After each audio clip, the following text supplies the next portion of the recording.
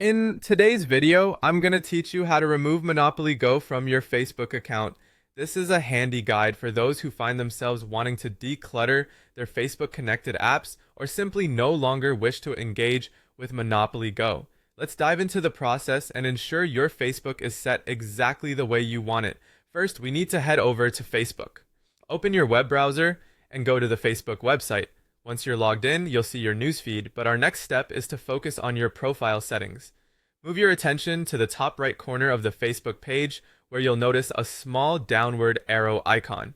This icon is typically positioned next to the notification bell and privacy shortcuts. Click on your profile picture or this icon to reveal a drop-down menu. Once you've clicked on your profile, we are going to look for an option that says Settings and Privacy. This option is usually found a few selections down the drop-down menu. When you click on Settings and Privacy, it will expand further. Within this expanded menu, you want to select Settings. These settings are where the magic happens. Now that you're in the Settings menu, look over to the left sidebar. Here, you'll see various categories of settings that you can adjust on Facebook, and for our task today, we want to specifically select the one that says Apps and Websites.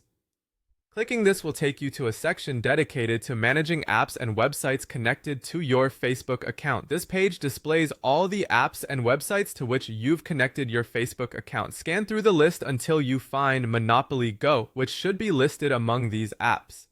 This could take a moment if you have a large number of connected apps, but patience is key here. Once you've found Monopoly Go, you'll notice a remove option next to it.